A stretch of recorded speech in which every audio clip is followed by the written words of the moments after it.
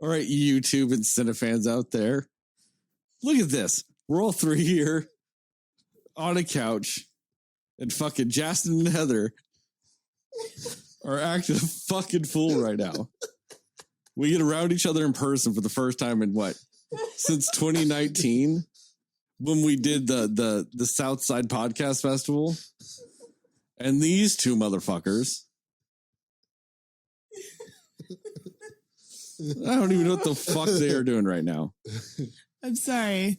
It's like I completely forgot how we do things now that we're all like, it's a very different setup. So I was just trying to be like proactively ready to hit it, and it wasn't. So anyway, sorry everybody. Systems in place, and these two motherfuckers just go stupid. We were overly helpful just now, and it didn't work out. Sorry.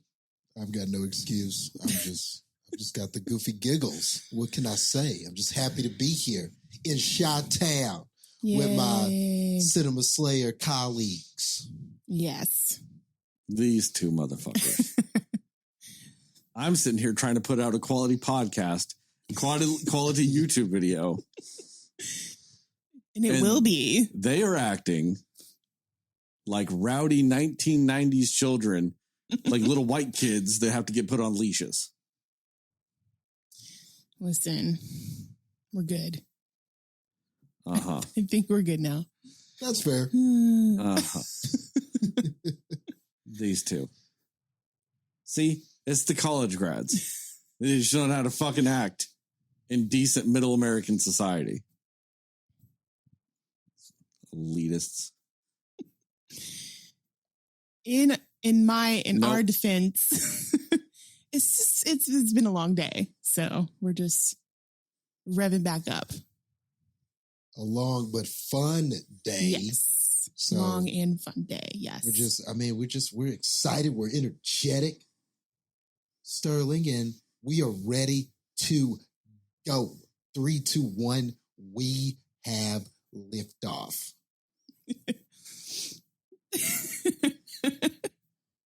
Yes, that. I've had a lot of coffee, guys. So yeah. We've all had a lot of coffee. Notice how I'm not acting like a damn fool. Anyway. I don't know who the fuck's turn it is. Jastin, you're visiting Chicago. I am here. So no, that's what I'm saying. It's you're playing the game. I am here. A, B, C, here. D, or E. Give me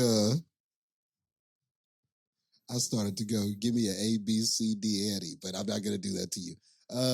Let's go with D. Give me some news. Some random news. Yes. Yeah, Russell Wilson signed a contract extension today. So that's kind of exciting. One of my favorite players on the Titans on the defensive side of the ball, outside linebacker Harold Landry, tore his ACL today and will be out for the rest of the season. So, yeah, that really sucks. I'm really sad about that. You know, but it is what it is. You know, I don't know. What the fuck else do you want from me, Jastin? I guess, yeah, that'll work. I'm glad that they're going to pay Russ to cook. So hopefully he would do just that. Hopefully we get some Iron Chef Russell Wilson over in Denver. And I mean, honestly, I'm just looking for any positive news because I've got a bad feeling about the Dallas Cowboys, which is my team. And I just have the distinct feeling I'm not going to like how this season turns out. So I'm just looking for any positivity going into the NFL season because I feel like we got worse. Other teams in the division got better. I'm super nervous, people. Super nervous. Yeah, you're wearing that garbage-ass sweatshirt. I was waiting for that. Hey, I got to rep my team. You don't got to do shit. I got stuff. It's it might as well be in the contract somewhere that I have to do it. What contract? We didn't sign any fucking paperwork here. The contract of fandom that we all sign when we decide to be football fans of a certain team. That's how it works. So why the fuck did you decide to be a Cowboys fan then? If it's a choice, why the fuck did you decide that? You're right. I got to make better decisions. But look, that's where I was born. That's my team, okay? So, yeah, you're going to have to deal with it. You and the rest of the Center fans got to deal with it. DC for life. Yeah, we're Super Bowl or bust. Because I have to say that every year. There you go. There's my obligatory. We're going to make it to the Super Bowl. Dallas Cowboy fanatic. So you're going to bust all the time is what you're saying? Every season's a bust. Oh, did you know the only team since the, I think like 1995 that has less playoff wins than the Dallas Cowboys is the Detroit Lions? I don't like facts like those. Just saying. Not a fan of those facts. You're the one that picked the letter D, Jastin. So I just have to throw as much random news in here as possible. And, yeah. That's on you. Well, maybe next time you should add the letter F for news that I'm not going to like. So that way I can, I can brace myself for it, okay? So you're saying F for fuck the Dallas Cowboys news? Oh, no. Yeah, I went there. My beard is causing all kinds of problems with this microphone. See? A little scratchy. It's clingy. I'm using Heather's mic. I'm not using my normal mic. And I'm very upset about it right now. I wish I was using my way better mic than Heather's inferior mic. I'm very offended right now. You should be. Oh, gosh. Even though I bought Heather's mic. But anyway. Is there any other random shit you want to talk about before we record this episode? No, I'm good. Why the fuck did you have to say it like that? I'm good. I don't know. I'm happy about Paddington, man. You sound like I'm happy about Paddington and Paddington 2. You sound like that creepy uncle that lives in a swamp. Did the uncle have any coffee? Because I think it's the coffee, man. Jeez. Surrounded by 12-year-olds. It was good, man. It was good. You know what actually is good, Jastin? Whoa. That theme song. Hit the button, Jastin.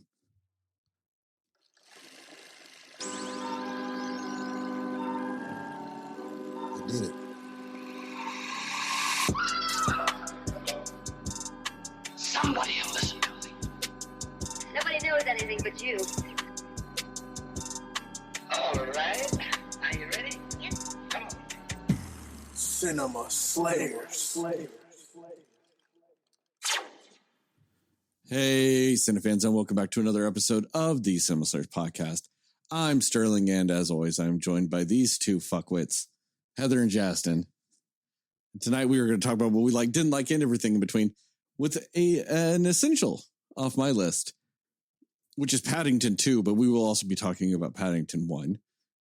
We will, like I said, talk about what we like, didn't like, and everything in between with those movies. We are going to do it a little bit different since they are older movies.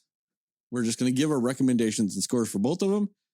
And we're just going to kind of, talk about said movies. So with that being said, Jastin, go ahead and hit that little yellow button that is for our recommendations and scores song.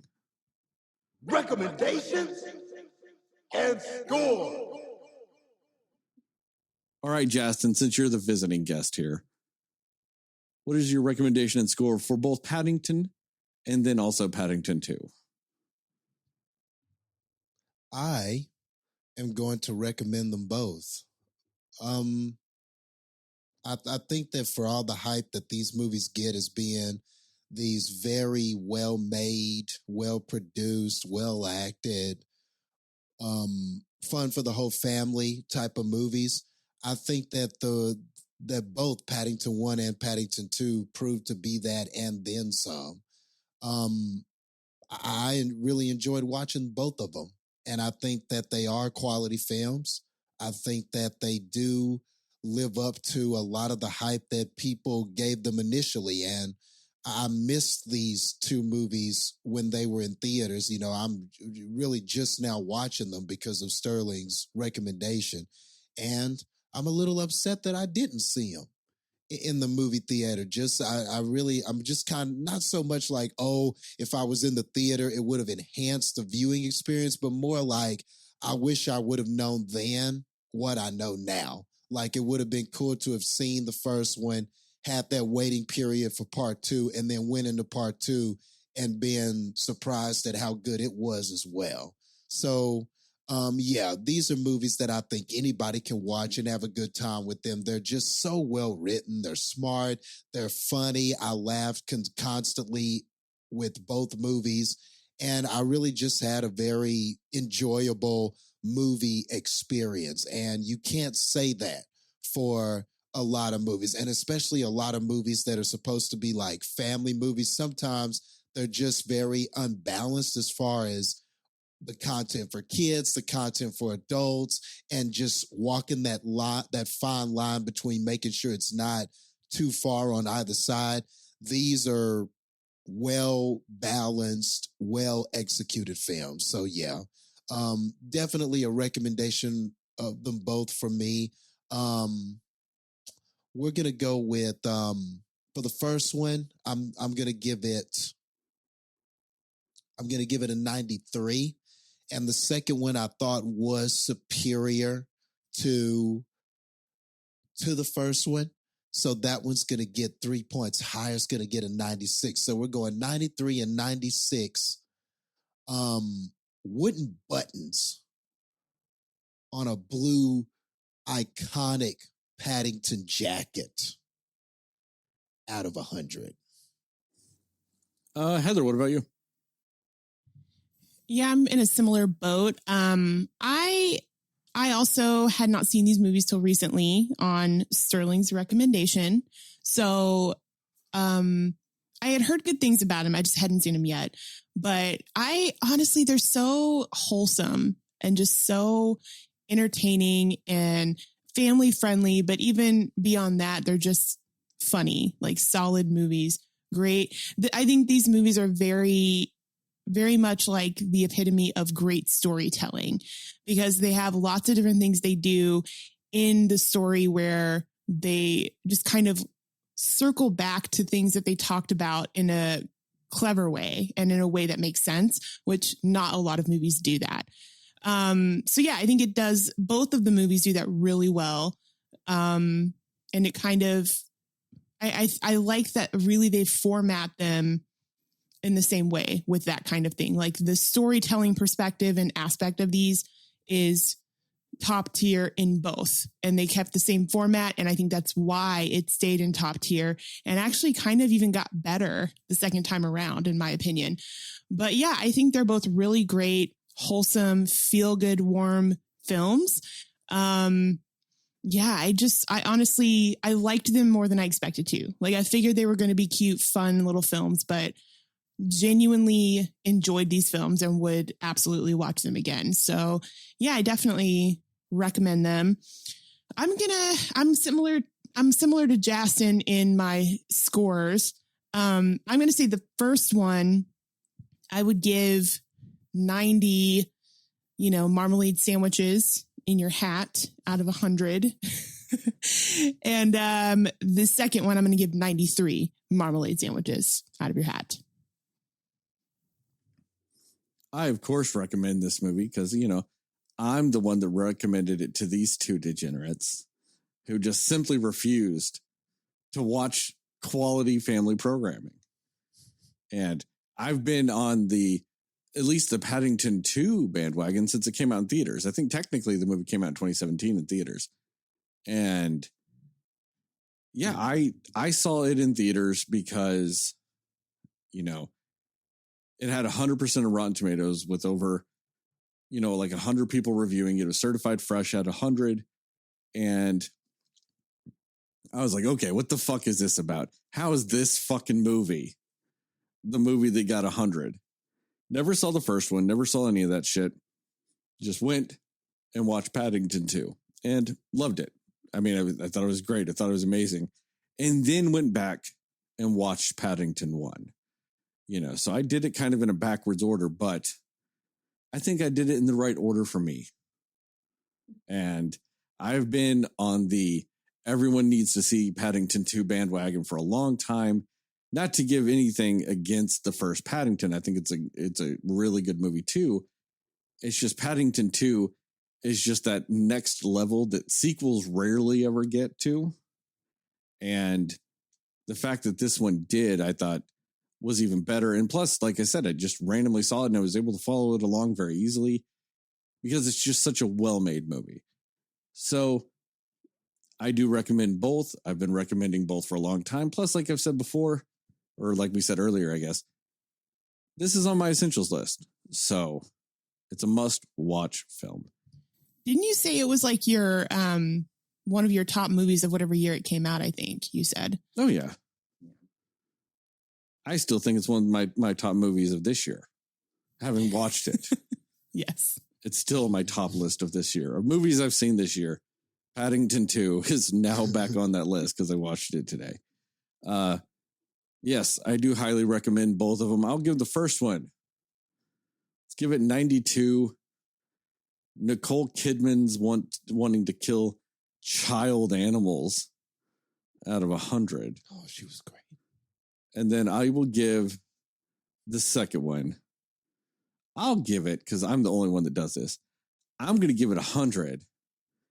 Hugh Grant is a better villain than Nicole Kidman, because Hugh Grant is better, funnier, and sexier than Nicole Kidman. No way. Because fuck Jastin for just loving Nicole Kidman, even when she wants to kill baby animals out of 100.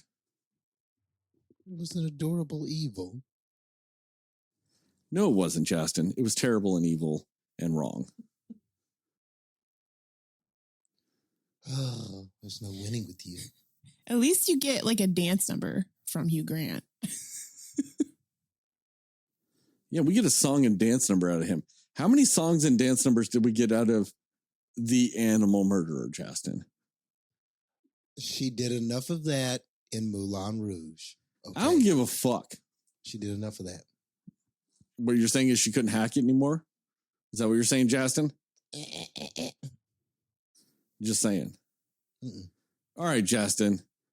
Go ahead and hit that green button for spoilers. Spoilers. And we are doing that because, like I said, we're just going to talk about these movies now. And there will be spoilers. The newest of these movies is like 5 years old. So just accept it. Just do it. And if you haven't seen them, just go do yourself a favor.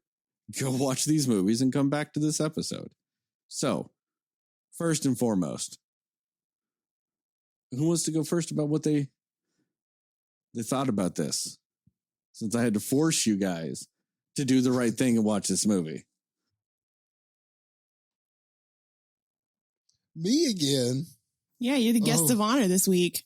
Oh, you're so kind.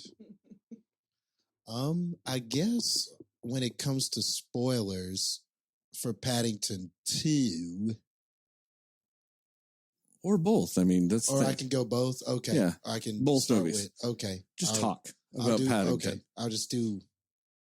I'll try to do one and transition into two, but who knows? Let's just see where the road takes us.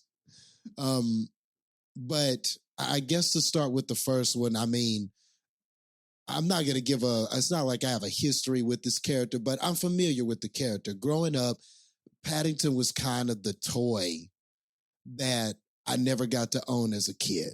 Like I was kind of telling you guys before we got on, it was the Paddington bear toy, and then there was the Teddy Ruxpin toy.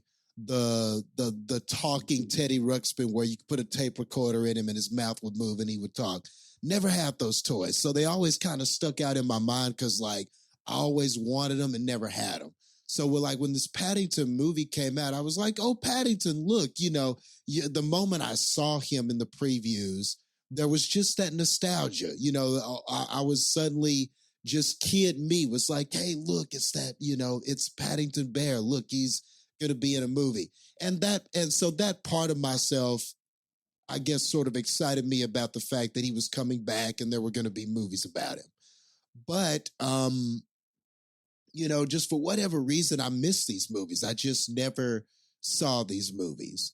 So actually now sitting down and getting a chance to watch them, definitely a lot of those kind of fond memories I have of seeing the character on TV and seeing people talk about his books and everything like that. A lot of that did come back. And I can say, I can't speak as somebody who's read the books, but definitely the spirit of this character, all the impressions I remember getting as a kid were present in these movies. Paddington is warm. Paddington cares about people. Paddington is the kind of character that is his passion and his love for people and his family and things that he cares about is infectious. And that was sort of the impression I got from growing up from the character. And I definitely think that they nailed that in these movies. It's not just a story about him as a character, but it's also about how he impacts people around him with his heart. And that's the thing about these movies. They just have so much heart in them. And there are a lot of scenes that they do effectively with Paddington also where he's, especially in the first film, where he's kind of this fish out of water. So he's really, he's lived in the wilderness all his life. So now he's coming into this situation where this family sort of is trying to help him locate the explorer who he met years ago as a much smaller baby cub. So with all of this, there are all these situations where he's trying to understand how to use different utensils in the house, like a shower head and different things like that. He doesn't know what to do with toothbrushes, so he's scrubbing his ears and nose with toothbrushes. Like, there are just these funny situations where he sort of kind of stumbles and bumbles attempting to try to live life like a normal human and do these and kind of adapt to these societal norms. And every single one of those situations is very entertaining and it's very funny and it's very reminiscent of just cartoons from that era, from like the 70s and the 80s, just cartoons that I can remember where, you essentially have a character like slip on a bar of soap, but they slip all the way across the room, and then they bump into the tub and go head first into the tub. Like a lot of this kind of slapstick stuff I'm just fond of from like the stuff that I used to watch back then as a kid. And a lot of that stuff is reminiscent here. I remember one scene in Paddington 2 where he wraps himself up with tape and he's trying to fix something with some tape. He winds up wrapping himself in it. And then all these shenanigans just sort of happen. And before you know it, he destroys an entire room and even though his intentions were good, it's just a catastrophic situation because Paddington doesn't know what he's doing. And you may think, oh, well, how many, there's a million cartoons and things, animated things where we've seen that type of thing. But there's just something about it with Paddington, right? Like there was just something about those scenes that that still felt genuine and had a lot of heart because that what Paddington's intentions are. And there was just such a believability in that even I found myself just smiling. And even if I didn't laugh out loud hysterically, I found myself smiling at those scenes. And it's just kind of reminiscent of the time when Paddington was first introduced. Those were the kinds of cartoons we would see. That was the kind of presentation. So it was definitely present in this. I think that was for the storytelling, amazing attention to detail. And to me, that was kind of some of the parts that were for the adults. The kids are going to laugh at Paddington slipping and falling around this bathroom. But I think as an adult, you think about that era of cartoons and things like that. And some of that stuff is not present in today's cartoons. So it's kind of fun. It just took me back. It was like some of these scenes, I was a kid again. And that sort of added to my enjoyment of seeing those scenes. Man, there's so many things to talk about with it. But another thing that I just really enjoyed about this was just a lot of the dialogue with a lot of the family members in this. I thought that both films do such a great job of developing these characters. Like Heather talked about, they set things up with certain character, or they say, okay, this is a struggle that the character has, or this is something that the character is trying to do. And then we just had brilliant ways of paying off these little breadcrumbs, if you will, these little things that the movie sets up. And it has a way to get back to those things and give you a payoff that always felt satisfying to me. Like, never did these payoffs feel like something where you're being force-fed something, or something where it's like, hey, look, audience, we paid back this thing. Aren't you excited about that? Some movies, it feels like an insult to your intelligence. I think that's the best way to say it. But this, it never felt like that. It felt so genuine and just so effective in how they were telling the story. And in the first movie, they did it a little bit, like they did it with a few things. But the second movie was almost like a mastery of it. Like they set up, they were like, okay, well, you thought that the first movie set up these few things and paid them off. Well, the second movie, damn near everything is going to have a setup and a payoff. Even just things that characters say, they're going to come back and say them again later in the movie, and it's going to be a big payoff, and you're going to enjoy everything that you're seeing. So if the first movie is kind of like, okay, we're testing the waters here. We're seeing, we're showing you, we're just giving you an effective introduction and an effective story with the Paddington character. The second movie felt like the training wheels were off, and now we know what we're doing. We're confident in what we're doing. And now we're really going to take the story elements that you loved about the first one and give you even bigger payoffs, even better moments, and even more sentimentality than the first one had. So I think that that's why this is one of those sequels that ultimately works, because the things that were effective in the first movie that you thought, okay, man, these things were effective, man, they really doubled down on them in Paddington 2. And they're even more effective in that film. And it never feels like it's just a repeat of the first film. Sometimes you're watching a sequel and it's abundantly clear that this is just the first movie, except we're just in a different place, or we're just adding a whole bunch of things to it to make it feel like something different, but really we're just watching the same movie over and over again. No, this doesn't feel like that at all. Paddington's journey is a lot different in this than the first movie. The journey of the family is a lot different. There are arcs for each family member, and they all sort of come around. You feel like every character sort of evolves from the first movie. So yeah. And I have more to say. I'll try to chime in as you guys go. I don't want to hold the floor too long, but yeah, just very, very effective storytelling. Just taking those old school techniques, develop your characters, have a story that is compelling, and just tell that story with as much confidence and as much attention to detail as you can, and you will succeed. And that is ultimately why these two movies succeed, in my opinion.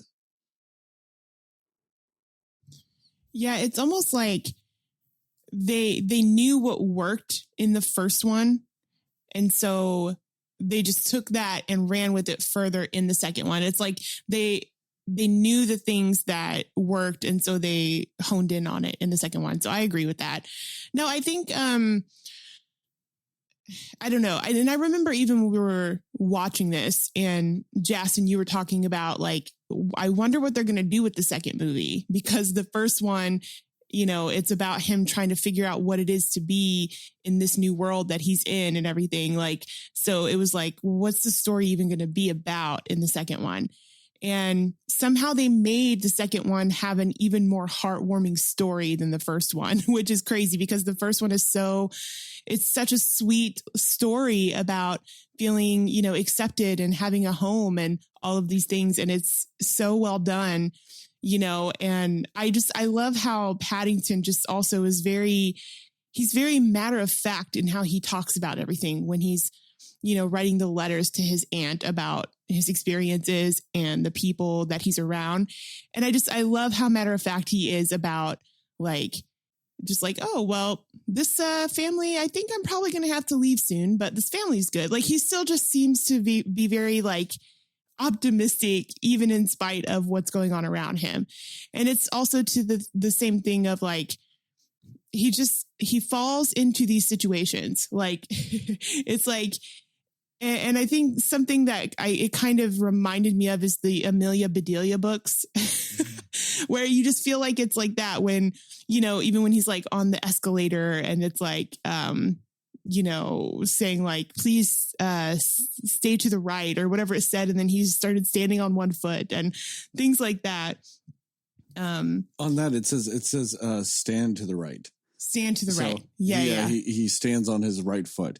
And then on one, or it says stand on the right is what it says. And then one of the signs says must carry dogs. Yeah. Yeah. So he goes and just finds a dog and starts carrying it because you must carry dogs. Right. Yeah. Yeah. And that's so, it's clever and it's funny because you just know, like he has the best of intentions with everything he's doing, right? He's just trying to be like, all right, I'm just following the rules and whatever. And he just falls into these ridiculous circumstances, but I mean, not really through fault of his own, but in a way you're just like, his naivety is so like wholesome with it that, you know, you don't feel like, you feel like it's not, it's earned. It feels like, okay, I'm on your side and I understand why we should be upset for you, even though you're very naive about things, you know?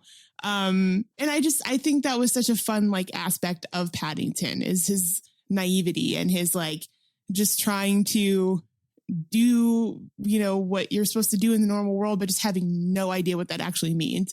Like the bathroom scene when he's like, he doesn't even know how anything works. And like, nothing was really explained either. You know, he's like, they're just like, oh yeah, you know, freshen up, you know, use the facilities. And he's like, oh yeah, okay, sure. Like zero idea what that actually means. But, you know, and it just caused this whole disaster to happen. And it was funny, but, no, I mean, it's just those like very wholesome, innocent little aspects of it that just kind of make it amusing to watch, whether you're an adult or a kid, right? So and then again, they still do that even further in the second movie when it's, and even, I guess, stakes are higher even because of the situation Paddington's in where he's, you know, going off to jail. Like, you're just like, how is he going to survive this? What is he going to do? And like, even when he's talking in the second one, when he's talking to the cook, to the chef that's making the food. And he's like, oh yeah, I love it when people complain. And he's like, really? All right, well, you know, and then he just goes on about complaining about it and just completely not understanding like the tone.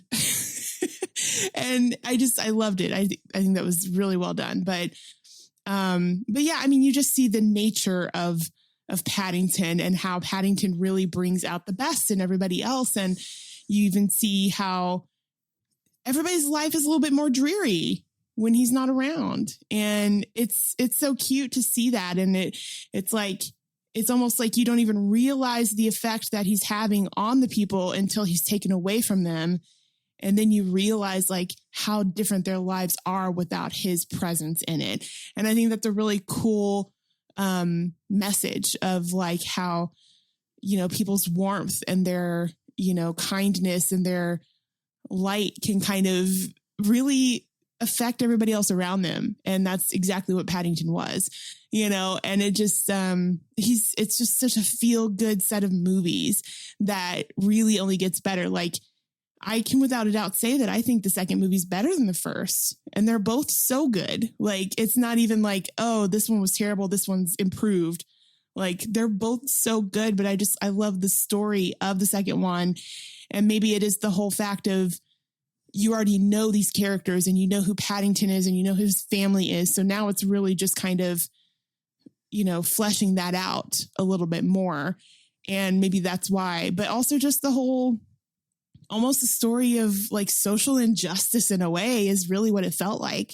And I think they really kind of had a very profound message about, like, don't make assumptions about people that you think are different than you. And I loved that they did that. Yeah. And I think like, I love that anybody who has an interaction with Paddington, it's a little bit different for everybody, but it's still the same result of like, you're just a friend for life with him. Like all of the prisoners and all the people in jail with him are very much like, we got your back. And they like loved him and they were supporting him and they were rooting for him at the end. And it's like, you can't help but root for Paddington no matter what's going on with him. So it's really fun.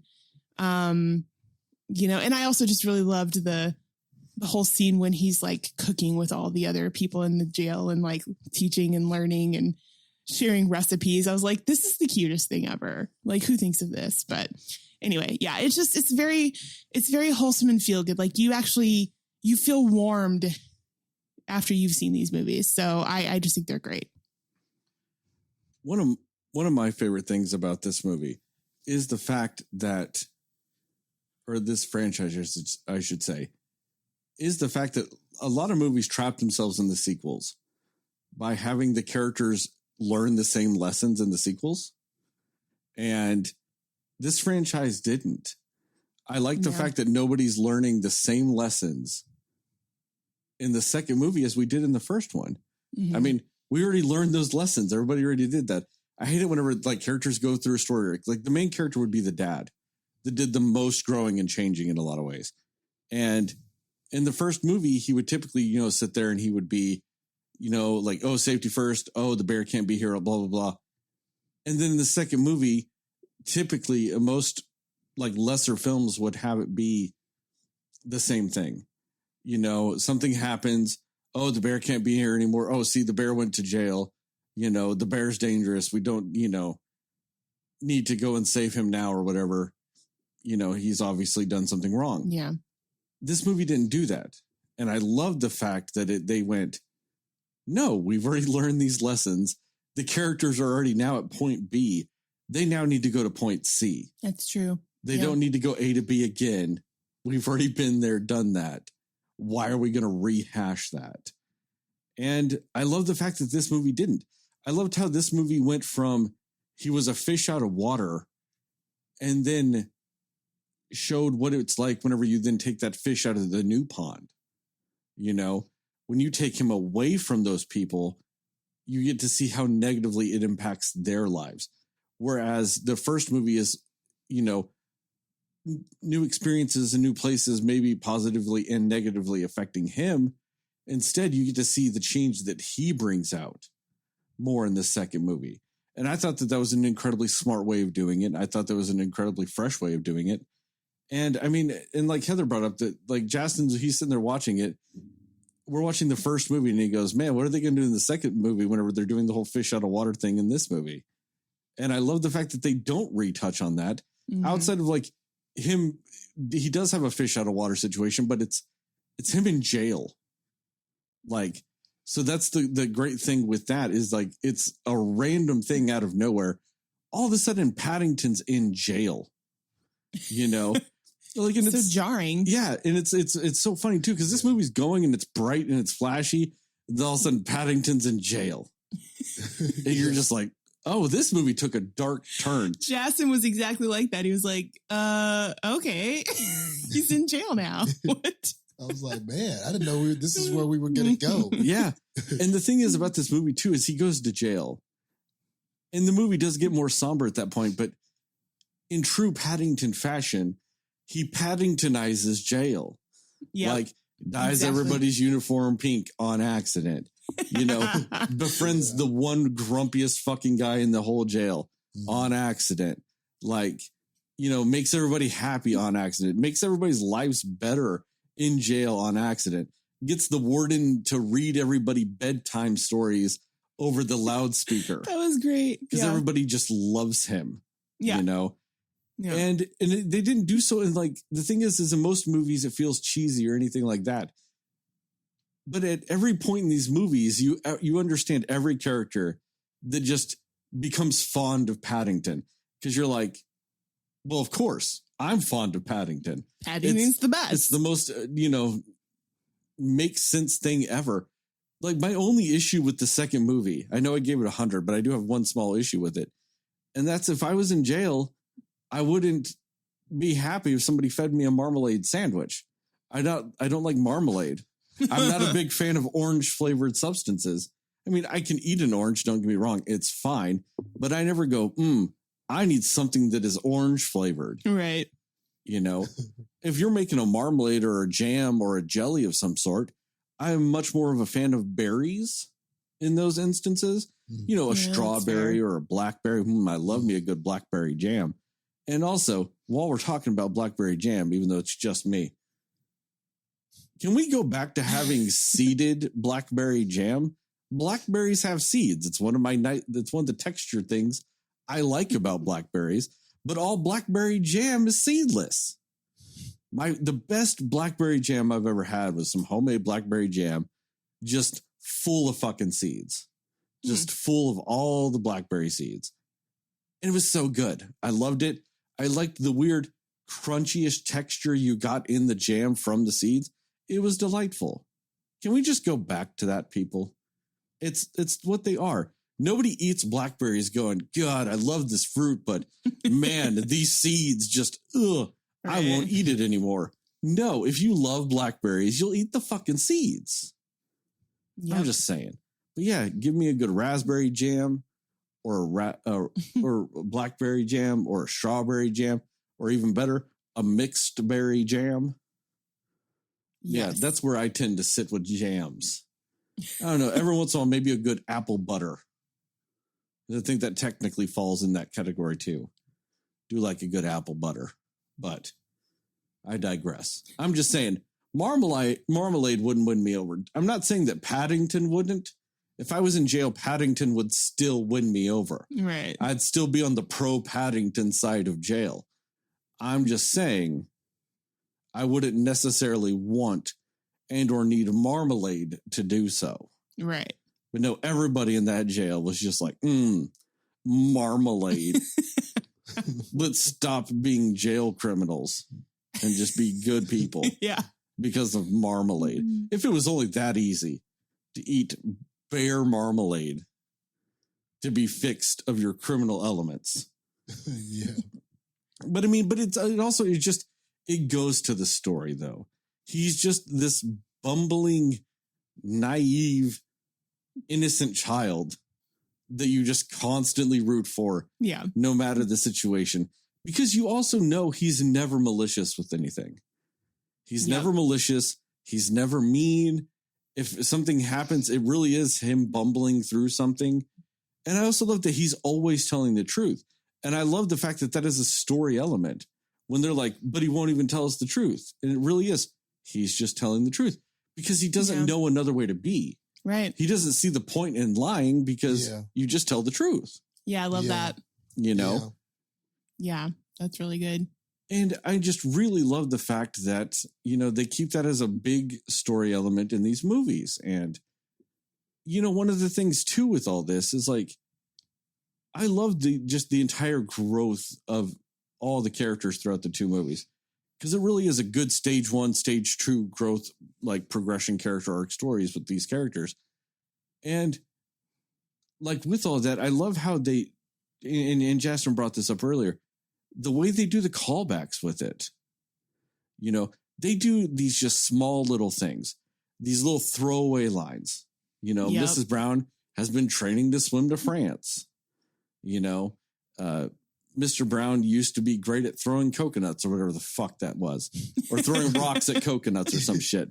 His nickname was Bullseye, Right. you know, all this shit. And it's just, you know, J-Dog doesn't like steam trains because they're not cool, you know, that type of shit. And then you get to the end of the movie and what happens? Don't call me J-Dog because I love steam trains. Mm-hmm. You know, Mr. Brown, who's like, I'm not Bullseye anymore, fucking throws a bullseye. Yeah. Yep. And my favorite one though is the Miss Brown one. Been training to swim, all this other stuff, just dives off a bridge into the water and goes to swim to save Paddington. Yeah. That one, they don't even say a damn thing Mm-hmm. about it. She just does it. And it's just this understood. Yeah, this sweet little callback. And then I love in the after credit sequence, like how they just kind of threw some of those things out there in it. You know, like one of the things they said was, you know, Mrs. Brown, like it's a newspaper clip and it's all Mrs. Brown swims the English Channel and then swims back because she forgot her passport. So she swam it twice. You know, it's just like a little thing like that. And it's just a nice little joke that carries on throughout the whole movie that you don't even necessarily know it's going to or even need it to. But it's nice that this movie cares so much about these attentions to detail that they do it. You know, if they never addressed Mrs. Brown wanting to swim the English Channel for the rest of Paddington 2, you're not going to go, man, that's a plot hole they missed there. It's because, you know, it really is kind of a throwaway line. Just, you know, just giving some background to the character gap between movies. But instead, they bring it back in a very smart, subtle way. I mean, I say it's subtle. She dives and swims into a river, but I'm just saying, like, they don't draw attention, you know, because like both of you said, it's lesser movies do. Point an example, the movie we did last week, Beast, where at the end of the movie, they go, Dad, you did exactly what they said. You did the thing where you took the lion to the other pride and they killed it. You know, like they said earlier in the movie. I'm so glad you did that, Dad. And you're like, explaining everything. Yeah. You're like, yeah, I'm so glad you just said the words for the last 5 minutes of the movie. Right.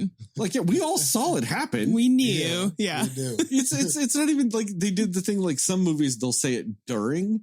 No. That whole thing happened. They wait 2 minutes and then go, Dad, you did that thing 5 minutes ago. And you're like, okay, thank you, movie. Like that wasn't the like climax of the movie. And like, that's the other thing about it. It's the climax of the fucking film. It's the final showdown with the lion. And they go, just in case you missed it, these lions attack this other lion. Like they said at the beginning of the movie. They don't do that a single fucking time in this movie. This is a family movie. That means they want kids to watch this. The kids are going to be a core part of its demographic. And they do this movie so well, they don't even feel the need to do that. And the other movie was rated R, you know, for adults. And you really, honestly, you don't miss a single one of the callbacks. Like each one of them is completely obvious. And like throughout it, I just here and there, how we were all differently like, oh yeah, that's the thing they just talked about. And like earlier in the movie, like nothing was missed. All of it paid off. And honestly, even any of the jokes, like they all hit. There wasn't a miss in any of the funny things they did to me. So yeah. And this movie is also visually, both these movies are visually stunning. Yeah. I do think that that's where the first movie edges out the second one a little bit. There is way more visual set pieces in the first movie. They really that's true. Do those establishing shots of like the dollhouse and opening it up and seeing the rooms and different plays on color palettes and all these things. Like they really set that up so much in the first movie. Don't get me wrong though. The second movie is full of like little subtle visual treats that when you watch the movie, you break down. Like Jastin said, whenever, you know, Paddington gets taken to jail, what happens?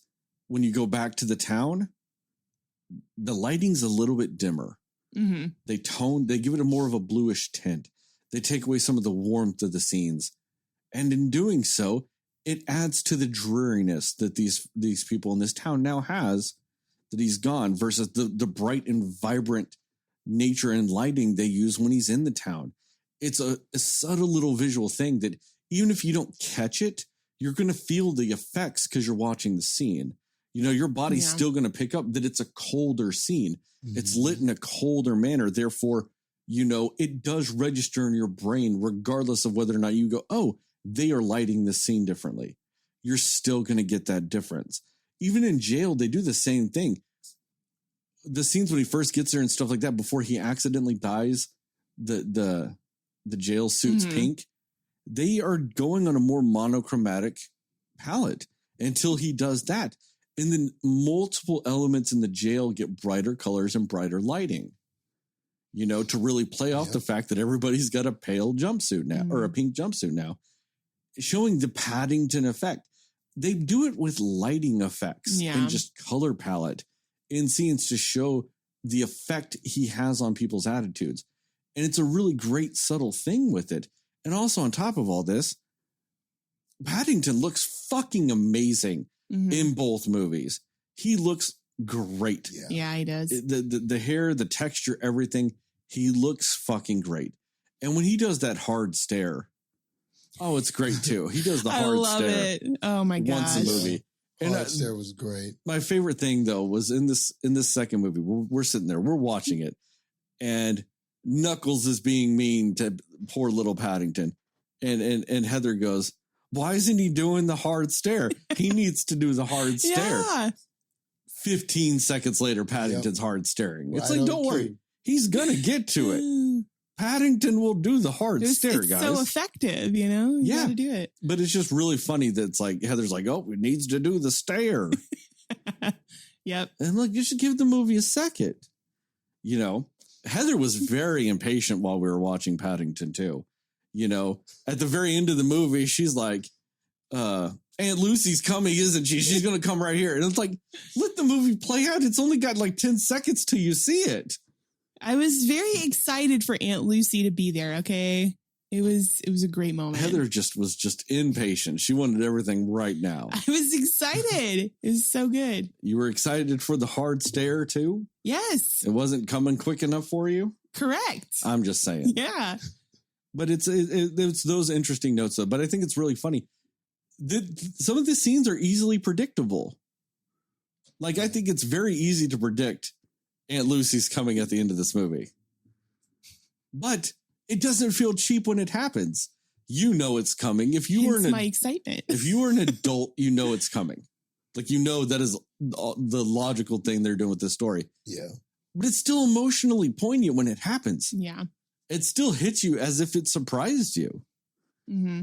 And that's the fantastic nature of these movies. I mean, when you watch the first one and you're going through it, it does hit familiar beats that all like movies like it go. The Fish Out of Water children's movie, it hits all those beats. They're with the family around the people that don't really like them, but they have to take care of them, but they don't know what to do. And then over time, everybody falls in love with him, except the one person. There's always the one standout that's like, no, not this animal, And then the problem happens, and then they're like, see, I told you, we got to get rid of him. And then the character goes, oh no, and leaves. We've seen that movie a billion times, but it's still effective in this movie because the story is built so well around it. The characters are so well acted and well written that you don't feel cheap seeing movies that you've seen before in the skin of that movie. And one of my favorite things about the sequel too, is like I said, is they don't retreat on that or retread on some of this stuff, but they also don't do another common thing that sequels do in this, where they have another falling out. You know what I mean? Something happens and he has to leave because they just can't fit together anymore or whatever, or they think they don't fit in there anymore, even though they thought it was a match. We've seen that movie a billion times and they never do that. Yes, he does get taken away from them because he goes to jail, but it's not because there's a misunderstanding or it's a rehash of something else. No, it's because he gets taken to jail because he's framed. And then you don't even have the dad at that point, where in most sequels would go, see, my first instincts were right. We should have not let Paddington into our lives. Yeah. No, the whole time the dad's like, nope, we still got to save Paddington. I'm going to go put up signs. Now, he does think other members of his family are crazy with their crackpot theories that turn out to be right. But I also get it, too, because they're like, all these people are the same person. It's this actor.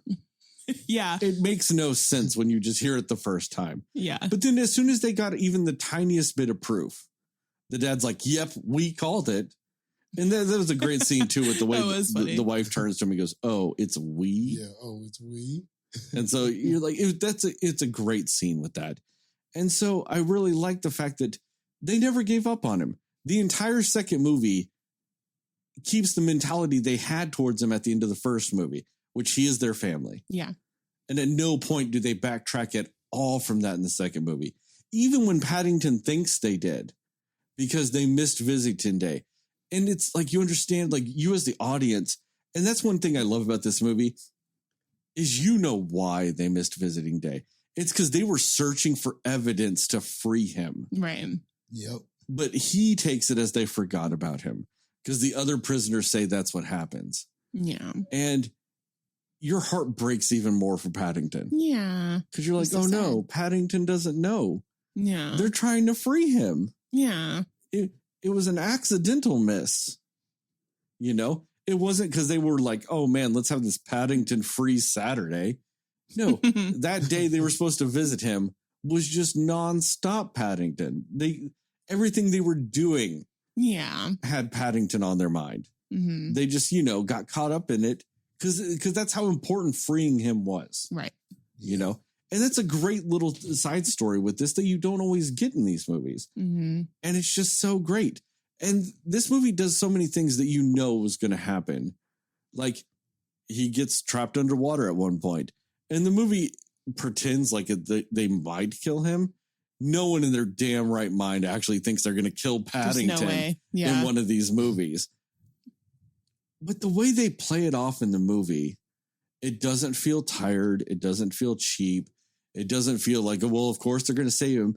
It's so emotional. You get anxious because they just haven't saved him quick enough. Yeah, it's true. You're like, why are they taking so long to save him? I know they're going to save him, but they could have saved him 30 seconds ago. Why is it still going? It's true. You still get technically the anxiousness that is wanted out of a scene like that when they want you to think somebody might die.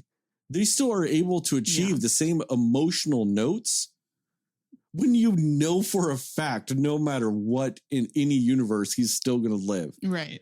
You still hit those notes with it because it's such a well-crafted, well-shot, well-acted, and well-made movies. Yeah. Fuck, I love Paddington too. I mean, and the thing is too, and it's another reason why we decided to do this episode was so many movies and TV shows and pop culture things have been referencing Paddington too. And all it is has been just vindication for me because these deplorables over here just refuse to watch it. Oh, no. I remember on one of the Facebook posts, somebody said something, but like I want to say it was Joel was like, yeah, and Paddington 2. And I'm like, yes, thank you. And Paddington 2. And they just refuse to. They still refuse to. I had to sit them down and I had to tape them to chairs to make them watch Paddington 1. This is not true. And I didn't have to torture them to watch Paddington 2 after they watched 1. They were like, okay, fine, we'll watch 2. But no, it was just like pulling teeth to get them to do what is simply the moral thing to do, which is watch the Paddington movies. These Paddington movies, I think the thing I like about them the most emotionally speaking is like they make me feel like I did when I was a child watching something like Mr. Rogers, or like how I felt as an adult watching Tom Hanks play Mr. Rogers. Yep. It's that genuine wholesomeness that is just a great thing that is also missing. I am one of the most pessimistic and jaded motherfuckers you'll ever come across in the history of ever. And I still there's something about the wholesomeness of Paddington that is infectious in a way. I mean, Paddington is the movie equivalent of the corn song from TikTok. That is a great call. Yeah. It's wholesome. It's infectious and just great. Like, I can't hear that song. I can't think of Korn. I can't just sit there and go a day right now without thinking it's Korn. It's got the juice. And when I do, it just brightens my day a little bit. Yeah. You know, like I put that status on Facebook, and I personally think it's one of the greatest statuses I've ever put on the history of Facebook.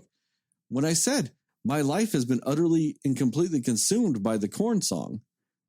And I will say my life is pretty good right now. Because of that. Yeah, it's just, and like, especially if you've actually seen the interview that the Korn song gets its stuff from, it's just even that much more wholesome. It's just this little boy talking about how much he loves Korn. And I'm sitting here thinking, I wish somebody loved me as much as he loves Korn. That is unconditional love on a level that I think I've only experienced as me towards my cats. I don't even think my cats feel the same way about me that this little boy feels about Korn, but I feel that way about them. I love them unconditionally, except, I don't know. I don't think that little boy would get mad at Korn. I do get mad at my cats. Cats do drive me nuts every once in a while, but. So essentially, Paddington's Korn is marmalade. It really is. Yeah. It is. And his family. His Korn is also his family. That's true. That's true. It's the Browns and Aunt Lucy. Yeah. Yeah. Mm-hmm. See, that's how good he is. He's got so many Korns. That's a good point. But his juice is marmalade. Marmalade is what his has corn the is juice. the Browns and Aunt Lucy, and his juice is the marmalade. That's good. Yep. Yeah. Because Lucy and the Browns, they have the marmalade. They do. Yeah. They have the marmalade. They do. And that means Paddington is everyone else's juice because he has their marmalade. I love the direction this took right now, guys. This is great. Also, did anybody talk about like how full circle in the first movie that fucking pigeon joke was? Like specifically no, that's great, the pigeon joke itself. That was great. Like, and I love how it's the climax of the movie. And I love once again, nobody went, Paddington, how did you know throwing the sandwich would get the pigeons to attack him? You didn't have to ask. And he's like, oh, I noticed that the pigeons like my marmalade sandwich. No, they just have that subtle joke throughout the whole movie when he takes like that one little corner of the marmalade sandwich, gives it to the pigeon, then there's just a billion pigeons. And anytime the rest of the movie, he pulls that sandwich out, there's pigeons, as if by some unholy magic, they are summoned to take away his marmalade sandwich from him. And he's also just so caring even about these pigeons to where he doesn't want to give them the marmalade sandwich. So what he does is goes, well, I don't want to give it to him. I guess I just won't eat it then because I don't want to be mean and eat it in front of them when I won't give it to him. Right. I just won't eat it then. Yeah. He's just that nice. Yeah. And that's a great little scene too when he's in that room with the royal guard in that little stand. I love that scene. And he's like, fine, I won't eat my marmalade sandwich. Yeah. And the guard just pulls out a sandwich and then pulls out like a little desserts tray and a thermos of beverage that's just all under his royal hat. I loved that. That was a fantastic scene. And so sweet, he was sweet too. Yeah. But I just love it because that it's another scene and it's so fucking cool. And then at just the end of the movie when he's just like, oh yeah, fuck this Nicole Kidman woman. I might murder her with a marmalade sandwich. And I'm like, you know what? Get it, Paddington. Murder Nicole Kidman with a marmalade sandwich. It's fine. Mm-hmm. Why you gotta hate on Nicole Kidman, man? Because she was trying to murder the baby bear, Jastin. But another cool thing about that scene though with Nicole Kidman and when he threw the bread because he knew that they were on top of the building, he threw the bread because he knew the birds might be able to stop her. But what was also cool about that was that the birds didn't stop her. She's teetering on the edge of that building, but then ironically it was Mrs. Bird, the nanny, that knocked her over. So it was still a bird, but it was Mrs. Bird.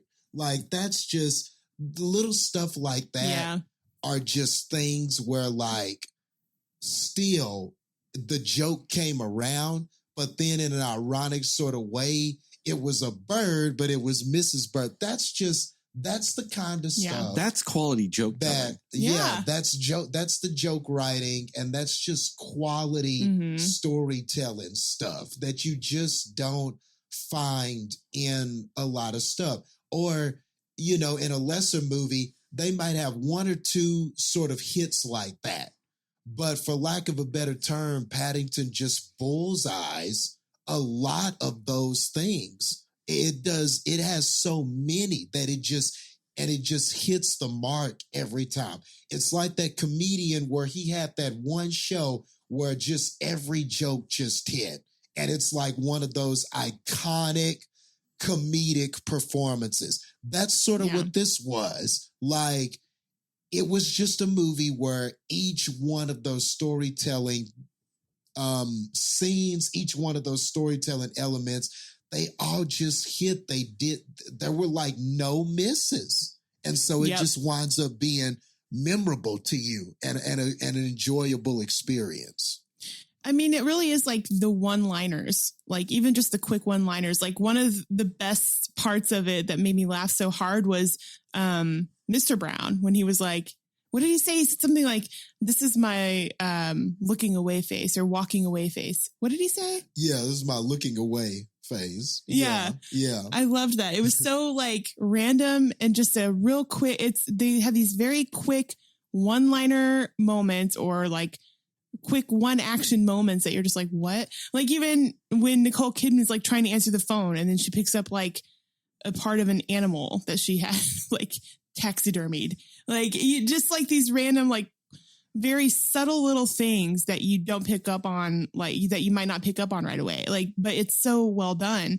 And honestly, I think one of my favorite parts of both movies, but specifically the first one, is Mr. Brown's story and his whole full circle thing of like how he just didn't even want to have anything to do with Paddington whatsoever.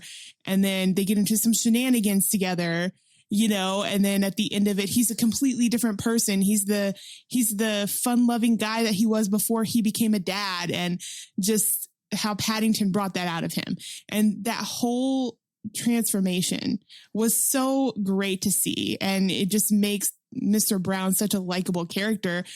And then I love kind of like what you were saying, Sterling, like him carrying on that mentality and that relationship that Mr. Brown and Paddington have into the second movie, and where he's just like, he's like one of their own. He's one of their kids almost, and just kind of feels like he's going to do whatever he can to protect. And he learned his lesson from the first one, like you said, and he's not like, Paddington, why are you a liar still? And what, like, he's just kind of like, no, we just need to help him.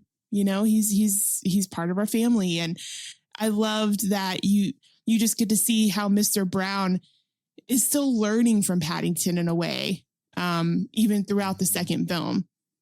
And it's just so great. Like I love his whole arc in the show or in the movie. And with that too, though, like one of my favorite little joke / callbacks in the first movie, also besides the pigeon one, is that, Mrs. Brown is doing all her adventure story illustrations, but she can't think of her hero. And when Mr. Brown starts being the adventurous and crazy Mr. Brown that he used to be, and he just gives her that kiss in front of everybody, to go save Paddington. And then just that little thing where she does that olive oil, my hero. And then it goes to that painting that she drew earlier with the question mark. And it's just now a charcoal painting or whatever of his face instead. Yeah. That's such a great little thing. Yeah.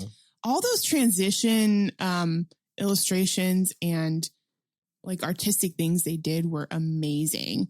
Like you mentioned earlier, like the dollhouse, and just when they're, even like dreams that Paddington has of seeing Aunt Lucy, and just the little illustrated people that they show throughout to kind of contrast. It's so beautiful. Like everything. It's so cool looking, everything that they do with that. Well, and it's the whole like pop-up book thing too. Yeah. Whenever they do that, like I like how a lot of the animation when they do it in this movie is reminiscent of old illustrations from books. Like the way they would do illustrations in kids' books, especially like back in the day, it really felt like that. It felt like those charcoal painting or a pencil drawing, like illustration style that was very common in children's books back then, where, you know, where you just get a picture every like chapter or whatever, or something like that. Like it was very much playing off those types of things. And I really loved that they did that several times in these movies. Like, you know, when they're doing the pop-up book stuff and he's envisioning going with Aunt Lucy all throughout London, and that it very much has that style. And then when you look at Miss Brown's drawings in the first movie, it's that style. Yeah. Like it's just cool, which is a nice little nod to just the Paddington books. Does it matter if you get that reference or not? No. It does not affect your enjoyment of the movie either way because it's visually stunning. But if you do get the reference, it's just an added little bonus. Even better, yeah. You know, it's just like a nice little treat that you get because you're like, oh, old books. Yep. Yeah. And another element of that visual storytelling is that is like filming 101 is one of the things that you learn about when you're just learning techniques of filming, is that you want to try to do different things with the camera. You want to shoot something from different angles. You want to kind of visually not make it so monotone for your audience of what you're seeing. You don't want them to see the same thing too many times or the same angle too many times. You want to find different ways to kind of tell the story with your camera.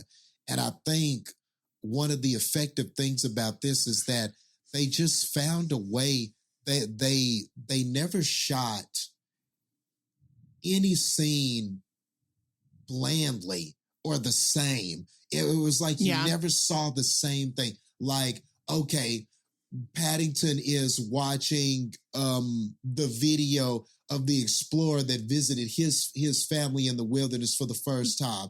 Well, instead of him, of course, you could have saved some money and saved some time by just having Paddington sit there and we're just watching the video the whole time.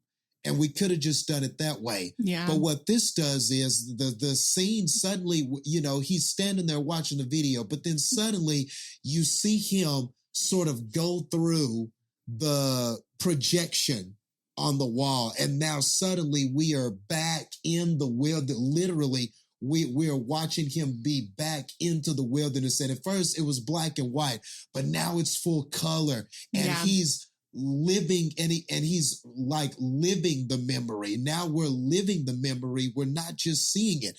Like that may be like a simple thing, but this movie does that constantly. Or even when it's summing up something or it goes into narration.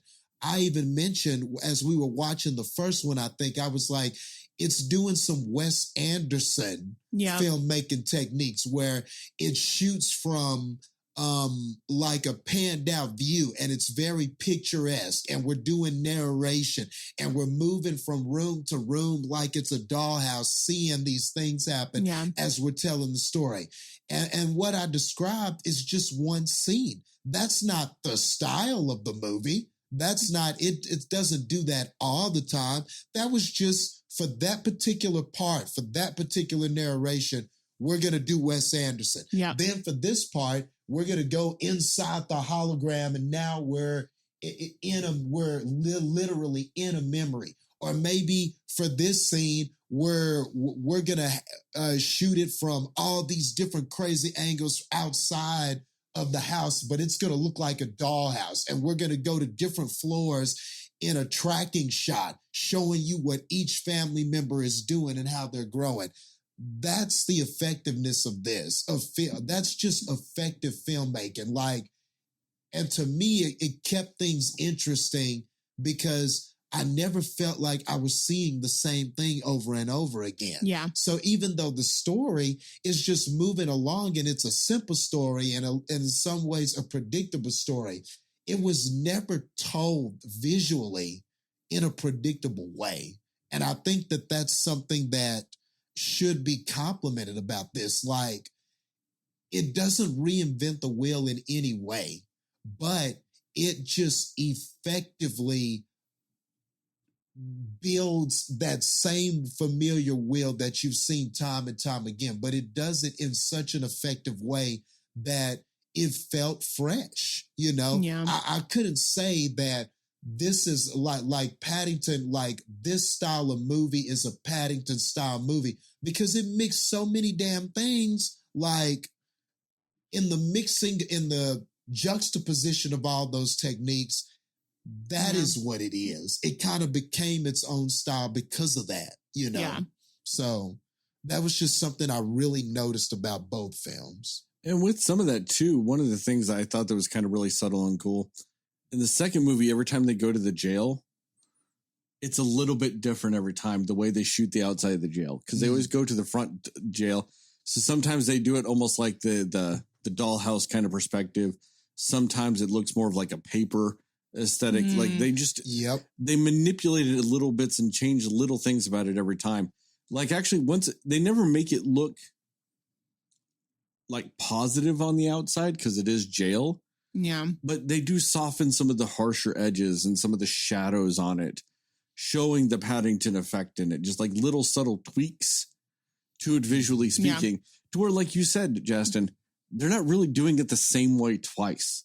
Yeah. They're manipulating it a little bit differently every single time. Yeah. You know, and one of the things too that like I really loved about Paddington is his red eyes, because they are so expressive.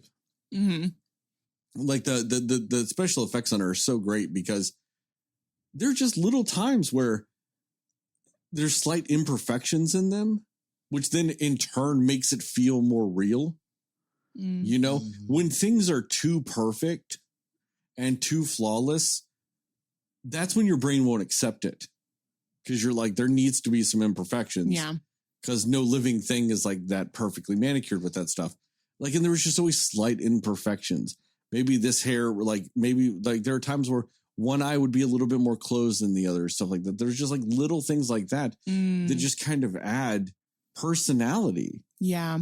That a lot of other things wouldn't always, you know, take that into account. They'd just be like, no, make it look flawless the whole movie. Yeah. Plus, there are so many like little just visual gags just throughout the whole movie. Like one of my favorite ones, and I didn't notice it in the first movie until this watch, and I'm so pissed that I didn't notice it. It's whenever he's standing in the train station, he's in front of the Lost and Found, but the sign's broke and only Lost is lit up, you know, and then as soon as Miss Brown is like, hey, you know, what's your story? How can I help you? All this other stuff. Yeah. Then the Found light kicks on. And I really dig it because now it's saying Lost and Found. It's, you know, he was lost. Now he's found. And it's just a subtle little thing. It's just a visual, like little ding. Yep. Here's this. That's cool. And it's just, is it a lot? No. Does it really affect the movie if you don't see it? No. Right. But if you do notice it, you're just like, oh, that's a cool little thing they did there. Yeah. It's a nice little treat they added to it all. Yep. Honestly, and I do have to say, I don't know why, but this is probably one of my favorite performances of Hugh Grant's. I think he just nailed being the villain in the second movie.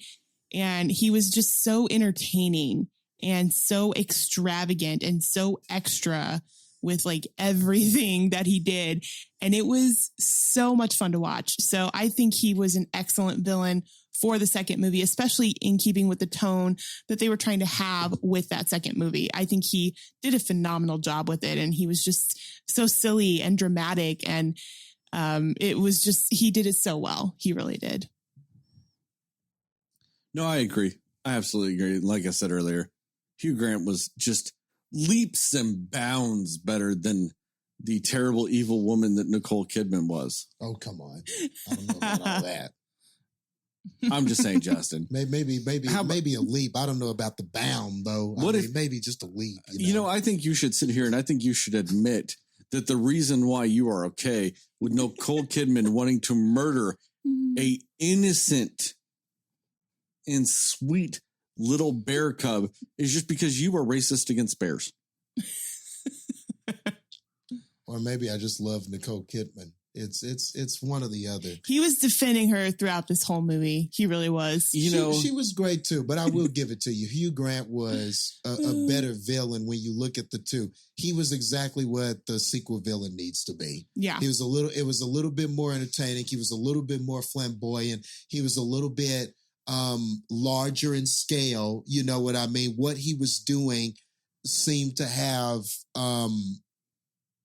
be a little more consequential to what everybody else was doing.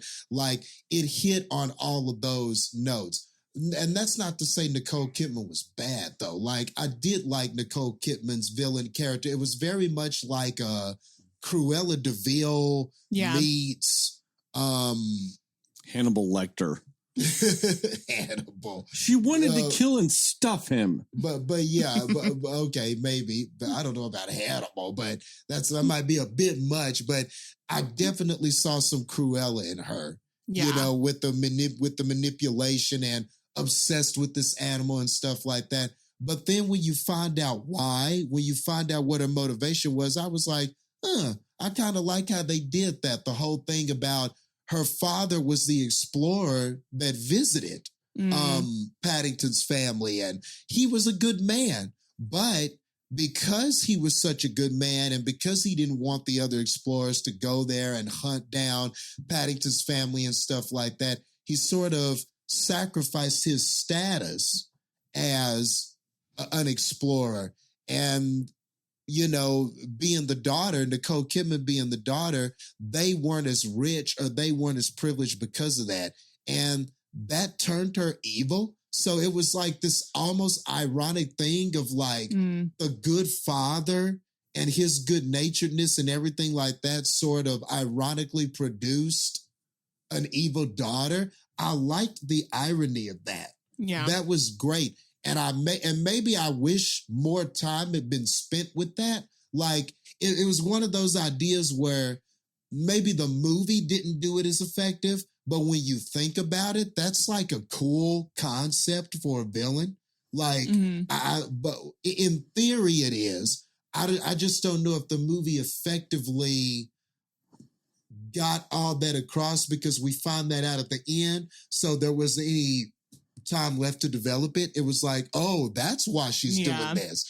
And I liked it, but that was all I could do was like it. Hugh Grant, though, there are these brilliant scenes where he's talking to all of these mannequins, and it's all these characters that he's played before, but it's almost like all these characters sort of exist to him.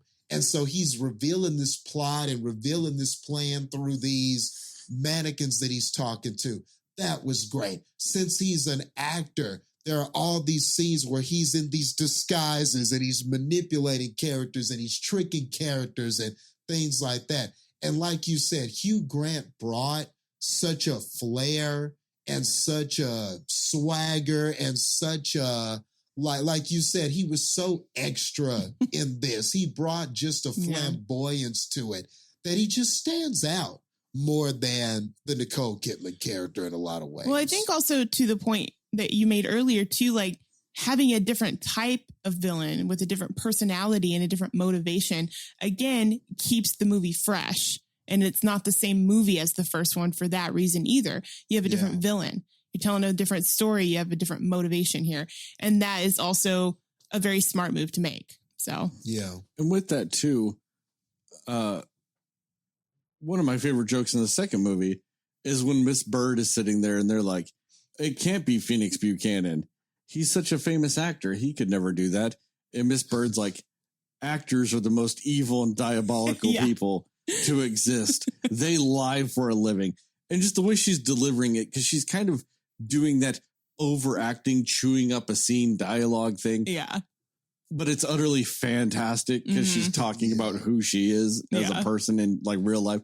It's like a little meta thing. It's a joke that kids won't necessarily get the irony of. Some might, but most won't. So that's a joke that hits more for adults than that. But it's also this little wholesome joke that no one's going to get offended if their kid knows also. You know, this movie is just so fantastic with, for a while, there was that weird, awkward trend that in order for a family movie to entertain kids and adults, they would have to just do normal kid movie silly bullshit, but then they would also have to put in the most sexually oriented jokes ever that would just go over kids' heads. Mm-hmm. And it's just awkward. Like, it's really awkward when you're watching a Madagascar or a Shrek or something. Like the first Shrek, when they're like, hey, do you think this guy's compensating for anything with this castle? Right. Do you get it? He's short and it's big. Yeah. Maybe he has a small dick. Like, that's literally like the one thing they're not saying is like, I wonder if his dick is small, has small dick. Like, they're just borderline that the whole time. Yeah. And you're just like, okay, we get it. You know? No, don't get me wrong. There are some really funny jokes that are more adult oriented that are very subtle. Like, I think in the second movie, whenever they're getting arrested by all the knights and they grab Puss in Boots and they like grab a bag out of his boots and they're like, oh, is this catnip? And he's like, oh, it's not mine. I was just holding it for a friend. More or less making a weed bust joke. It's a funny joke. It's a nice little funny joke. Because it's also not about, they're not like pulling out something like, oh, are you going to go fuck a bunch of female cats right now? Right. Like, it's just a weird thing. And then you've got like Madagascar, where they're making American Beauty references in that movie. They've got this lion looking at this other thing, like Kevin Spacey was looking at what's her name's character in that movie when he wants to, to fuck the underage child. Yeah. And they go, yep, let's make that reference in this kid's movie. Yeah, that is There's weird. not enough references back to, statutory rape and grooming in this movie. We need more of that, but with animals. Yeah. Like, it's just so awkward. And they just don't ever do that in these movies. They don't try to. Correct. There might be jokes kids don't get, but it's not because it's just so inappropriate for a child they don't know it. Mm-hmm. It's just, something kids wouldn't necessarily know. Yeah. And it's a nice little joke. It ages well. That joke's not going to be inappropriate 10 years from now. It's going to still be as effective and funny then. It's just a nice, solid joke that works anytime, anywhere for anybody of all ages. And it's great. It's like the story just knew what it wanted to be. It knew the type of humor it wanted to have. It did its own thing. It stayed in its own lane in the sense of like, it wasn't trying to cater specifically to any group. And therefore it's for all groups, if that makes sense. Like, it was just it did the opposite thing of what the new Lightyear movie did, I think. Because the new Lightyear movie has that problem where you don't know who their audience is and it feels lost and confused because you don't know who it's for. This one, it's for everybody because they're not trying to cater only to one group. You can argue that with a lot of movies recently, though, too. Yeah. I don't think Thor knew what the fuck who it wanted to be for. Like you said, Lightyear didn't know who it wanted to be made for. So many movies lately don't know who the fuck they're being made for. Yeah. But this one didn't feel lost in that way, Yeah. And I do want to ask this, so I need this on record. Jastin, will you at least admit, no matter what, hands down, unequivocally so, that when it comes to a movie that features a bear as the main character and a movie that features an albatross as a main character, that this is a win for the Bears? I don't know. I mean, the Rescuers, is a pretty good movie. Is he the main character? Exactly. Next question. I'm just saying, Jastin, he's not the main character. I'm just saying, when it comes to main characters, I'm not saying you have to say the Rescuers, or isn't it technically the Rescuers Down Under? I guess it would be, Down Under. Down Under. You don't have to say that the Rescuers Down Under is worse than the Paddington movies, even though it's true. Yeah, it is. But I'm saying. Kind of jesting. I mean, I know. Yeah, you can have the win here. Godly. I'm just saying. That's for at least for right now, in any foreseeable future, I don't see an albatross movie coming out that's going to beat Paddington 2. I'm just saying. We'll see. That's what I'm saying for now. And, 37 years from now, there could be the Paddington or something. The Paddington reboot with an albatross. Hey, coming from, I don't know, lightest Russia. I don't know, just somewhere different than the darkest Peru. But yeah, I just want that on record, Jastin. that this is right now unequivocally something that can't be argued against. That the Bears at least have the genre of family movies. Yeah, you can have it. All right. All right. You'll take it. And just to shout out to everybody else out there, just so everybody knows, Paddington 3 is in the works. Yay. So that's exciting. we are going to get a Paddington 3. I just want to throw that out there just in case anybody didn't know. Yeah. But do you guys have anything else you want to say about the Paddington movies? They're lovely. Watch them. You will not regret it.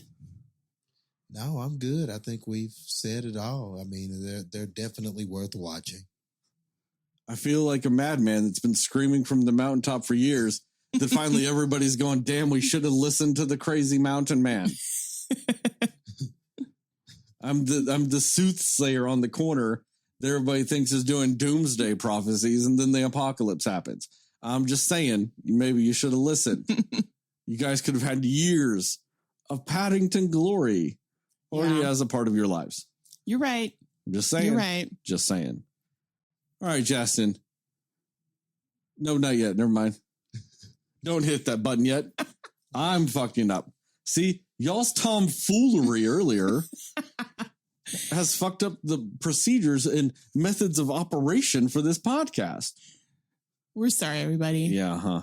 Come on, Anyway, man. Just get it together, man. Get it together. On that note, thank you guys for listening to this episode of the Cinema Slayers podcast. Check us out on the internet at www.cinemaslayers.com. Quit fucking laughing while I'm doing the outro. Cinema Slayers podcast on Facebook. We're Cinema_Slayers on Twitter and Instagram. Cinema Slayers pod on TikTok. Search for Cinema Slayers on that YouTube. Tomorrow, I know this is a little late. So last week, by the time you hear this, last week, Jastin wrestled in Chicago for Black Wrestlers Matter. He either won or lost the match. We don't know. I'm just saying.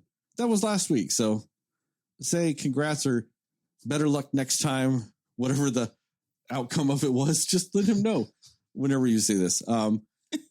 We were glad to be sponsors of it. I'm sure it's going to be great. I'm just going to say that now without having experienced it yet. I'm going to make the bold claim. It's going to be a great show. Yeah. Or it was a great show because it already happened at this point. Yes. Of the listening time. Give us a 5-star rating and review. We'd really appreciate it. Subscribe on YouTube. Click the notification bell on YouTube. Click the like button on YouTube. Tell your family, tell your friends, tell your friends' family, tell your family's friends, and most of all, tell those dear sweet mothers, because mothers love Paddington. No. Marmalade? Yes. Marmalade. Yeah. You have to, that's the thing. Just saying. Everybody loved the marmalade. That's what wins over Paddington to these people. You're right. Knuckles didn't like Paddington, but Knuckles liked marmalade. And then therefore, it's the chain.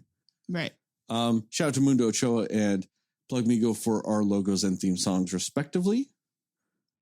And, according to Jastin, Moon Knight is the best picture winner. DJ Jastin. What the fuck was that? So I will say this. I do have a correction to make from a few podcasts ago. Because I'm not above reproach. I made a mistake. I made a big mistake. Well, I don't know why, for whatever reason, I thought the first Predator was made in 1982. It was not at all. It was made in 1987. I don't know why in my head, the number 1982 was stuck in my head for that movie. And I was wrong. And I'm sorry to anybody out there that, was thrown off by the fact that I said 1982 or thought less of me because I didn't know the obvious date of 1987. I was wrong. I'm sorry. I'm not above correcting myself when I'm wrong. It's one of the few things I'm wrong about. Because I sure as fuck was right about The Visit and Kroll. Oh, God. And Paddington 2. How do we get I get to add that to this list. I was right about Paddington 2 is a yes. And Kroll sure. and The Visit. You guys wrong about the rest. But I was wrong about the date. I did. I fucked that up. Whole 5 years off. That's a big difference.